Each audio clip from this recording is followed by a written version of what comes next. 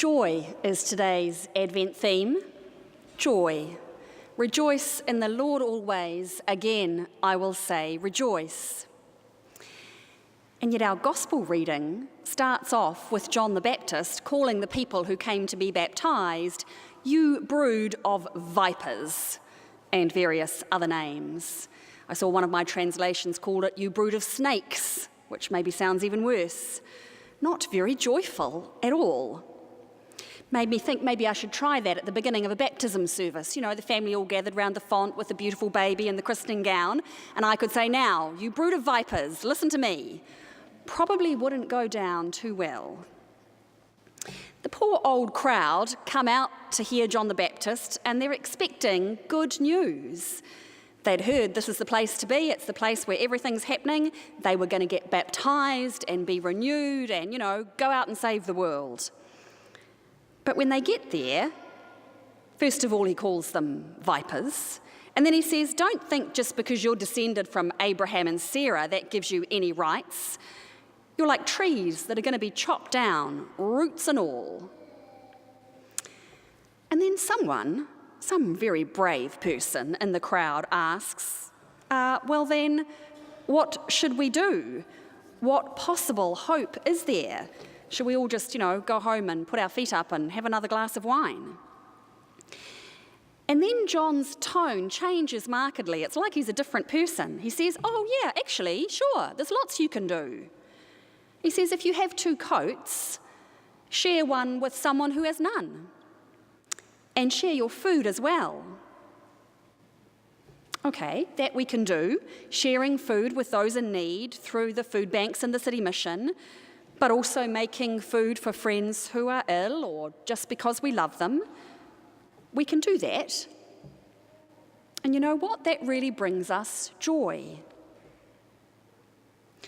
Sharing our clothes, bringing them again to the mission or other op shops rather than selling them on Trade Me.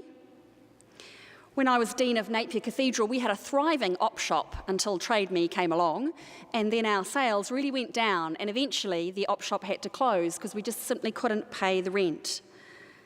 I always figure if I can afford to buy nice clothes, I can afford to give them away as well, to help our op shops make money to do work in the community.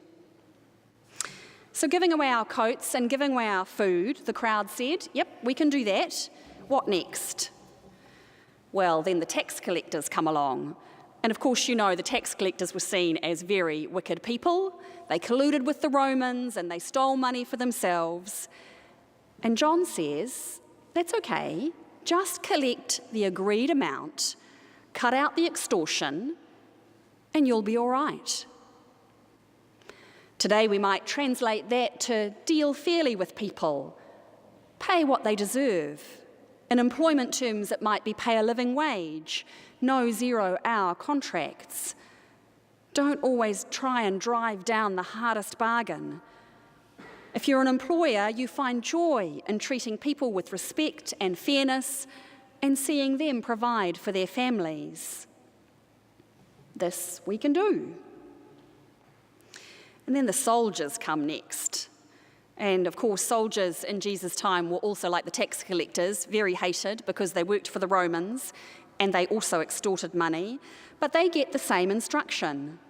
Don't extort money, treat people fairly, be satisfied with what you have, what you are paid. So we could translate that for us into dealing honestly with each other and with respect and care. Don't bully and harass people. And be satisfied with what we have, not always wanting what the next person has. That's also the 10th commandment, you shall not covet anything which belongs to your neighbour. Now, the fact that I follow that website called Kate's Closet, dedicated to what the Duchess of Cambridge is wearing every day, probably belongs in that category. Don't covet what belongs to your neighbour, be satisfied with what we have. And being satisfied with what we have can bring joy. This we can do. So the crowd are feeling really good. Okay, we can share food and coats, we can receive and give fairly.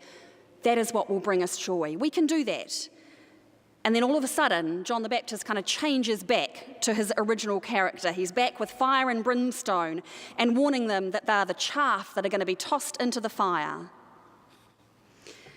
So those strong words of John the Baptist that surround the practical and helpful words, they might be harder for us to hear, but they are still there to challenge us. They're still there to challenge us in the way that we act.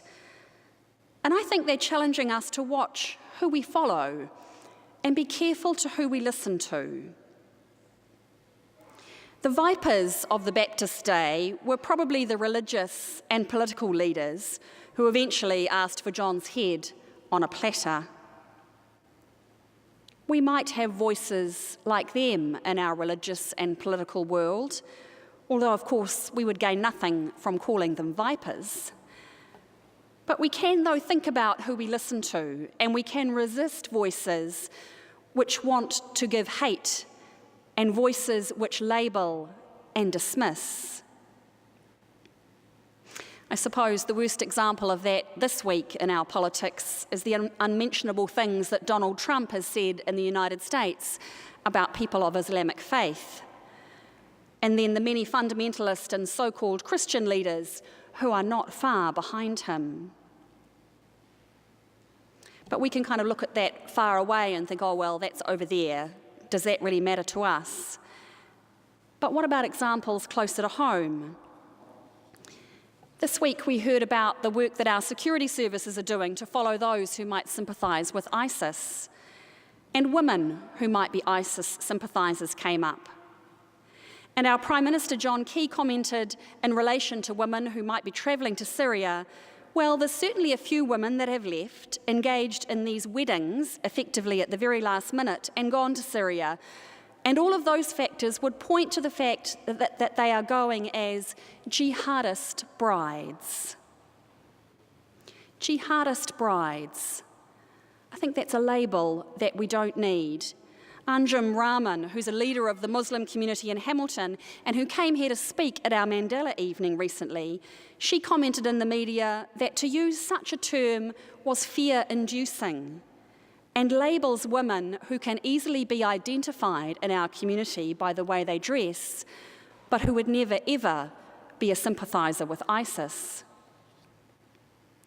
John Bluck, in his sermon on Advent Sunday, said, "The vocation of every Christian in a time of crisis is to say what's happening, to speak the truth. God is the one who works from inside the crisis, not outside." So we need to watch our language. We need to speak the truth and not label a whole group of women whom we know nothing about. Because labeling them increases the fear and the hatred of others whose only connection to them is the wearing of a headscarf.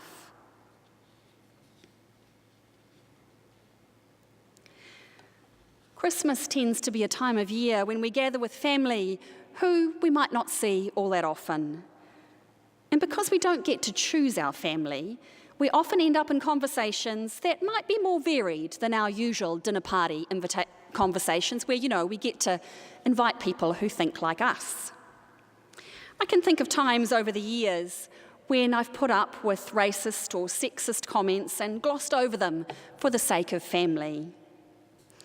But now that I'm older and maybe just a teensy bit wiser, I think we have to gently but firmly stand up to those around us when people start using terms like jihadist brides or other terms that might label and demean people as a group.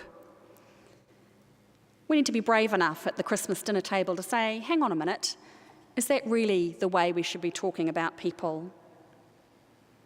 And then we can tell positive stories instead. We can replace the negative language with positive language. Tonight at our Advent Carol service, we're going to hear, in amongst the readings from the Bible, we're going to hear 3 stories of refugees who have come to settle in Aotearoa and who have many of them waited an unbelievable number of years to have their family come and join them. We're going to hear the stories of families being reunited after those years of waiting. And the short summary that we'll hear tonight in no way honours the long years of sorrow and emptiness before coming to live here.